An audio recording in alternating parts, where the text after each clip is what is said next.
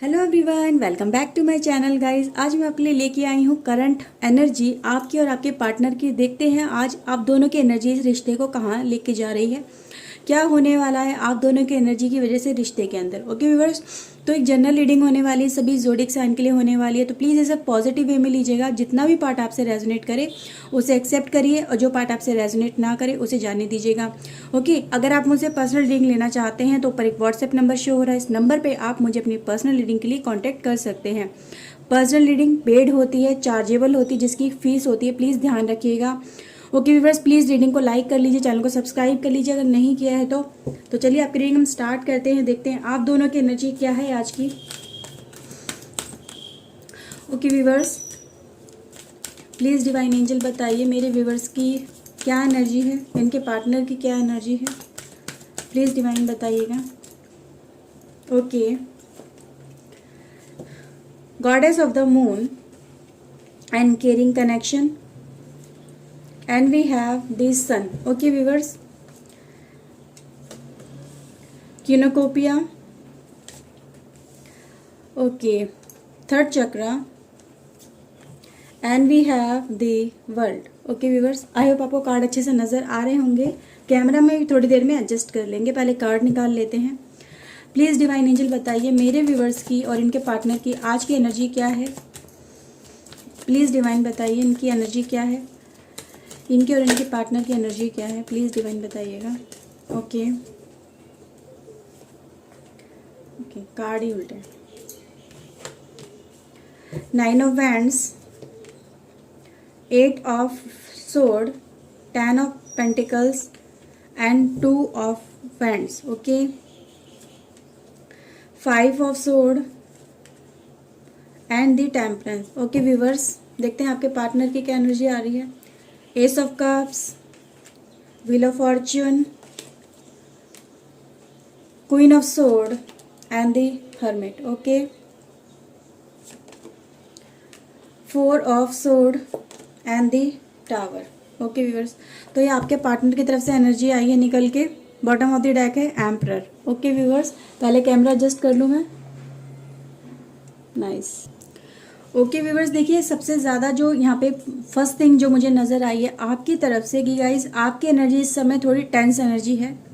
Okay, tension क्यों है guys यहाँ पे, क्योंकि आपके पार्टनर के साथ में हो सकता है आपका कोई झगड़ा वगड़ा हुआ हो या आपके पार्टनर के साथ में कुछ आर्ग्यूमेंट वगैरह हो गए हैं, जिसको लेके आपको मतलब एक डर भी लग रहा है। साथ ही साथ आपको समझ में नहीं आ रहा है कि अब मैं क्या करूँ, कैसे किस तरह से उस पर्सन को समझाऊँ, अपनी बात को उसके सामने रखूँ, क्योंकि आपका पर्सन शायद आपकी बात को समझ नहीं पा रहा है। जो बात आप उसे समझाने की कोशिश कर रहे हो उन बातों पे वो ना तो सोच रहा है ना ही उन पे कोई एक्शन ले रहा है। आप कोई एक्शन लेने की उनसे उम्मीद कर रहे हो, लेकिन उम्मीद क्या है गाइज यहाँ पे, वो उम्मीद कहीं ना कहीं आपको नेगेटिव वे में नजर आ रही है। आप चाहते हो वो पॉजिटिव ले, उसको समझे, जो आप कहना चाहते हो, जो आप बताना चाहते हो, जो आपकी लाइफ में चल रहा है आप उसे समझाना चाहते हो, बट वो पर्सन समझ नहीं पा रहा है, कहीं ना कहीं उसे रॉन्ग वे में लेके जा रहा है। क्योंकि गाइज यहाँ पे यही नजर आ रहा है, आपका पर्सन आपके साथ में भी स्टैंड नहीं ले रहा है, आपके साथ में कोऑपरेटिव नहीं है। आप कहीं ना कहीं अपनी लाइफ में इस समय पे अकेलापन बहुत ज़्यादा फील कर रहे हो।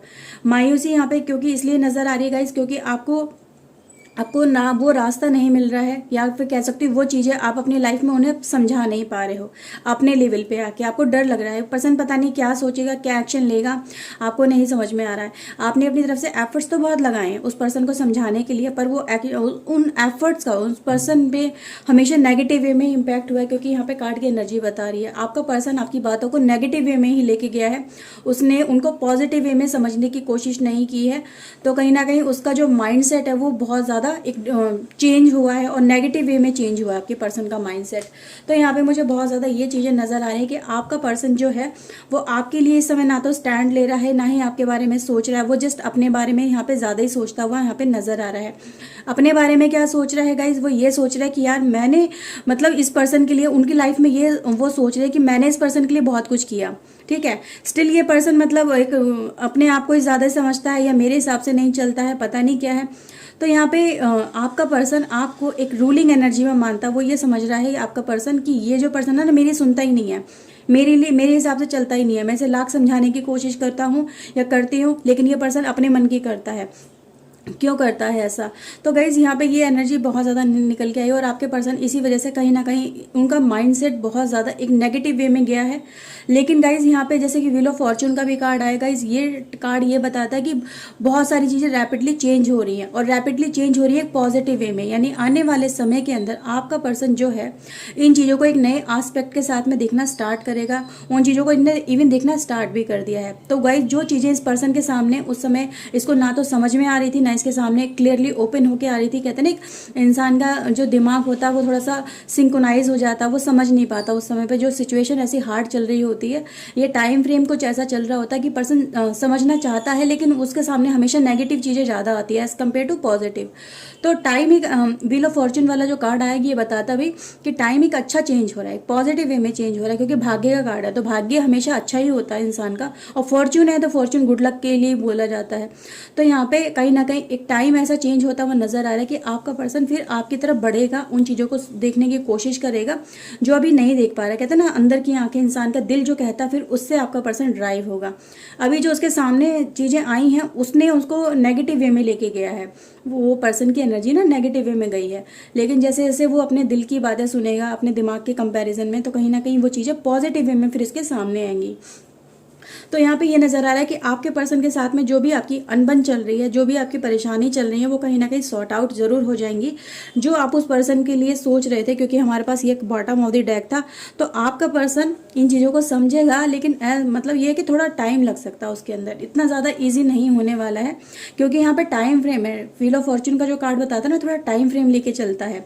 इंस्टेंट यहाँ पे चीज़ें मिराकल तभी होते हैं जब दोनों ही तरफ से एनर्जी आके एक ही एनर्जी पे आके कंबाइन होती है। ओके व्यूअर्स, तो यहाँ पे ये दिखाई दे रहा है एक कार्ड गाइज, यहाँ पे ये आया गॉडेस ऑफ द मून का, और आपके पर्सन की तरफ से अगेन द वर्ल्ड का कार्ड है। ओके दोनों ही कार्ड आपके लिए ये बताते हैं कि आप जिन चीज़ों को लेके ज़्यादा ही इमोशनल हो रहे हो, आपका पर्सन उन चीज़ों को लेके ज़्यादा ही प्रैक्टिकल हो रहा है, वो प्रैक्टिकल वे में ज़्यादा सोच रहा है।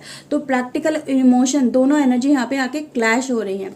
तो आपका पर्सन इस समय कहीं ना कहीं अपने उस लाइफ को देखने की कोशिश कर रहा है। उस लाइफ में जितना टाइम आप दोनों ने एक दूसरे के साथ में बिताया है, तो वहाँ पे क्या अच्छा था, क्या बुरा था, क्या वहाँ पे हुआ, उन चीज़ों को कहीं ना कहीं वो एनालाइज कर रहा है। ठीक है, कुछ गलतियां भी निकल के सामने आ रही तो कुछ अच्छा भी निकल के सामने आ रहा है दोनों के रिलेशनशिप के अंदर। तो यहाँ पे इन चीज़ों को देखते हुए आपका पर्सन मुझे नज़र आ रहा है।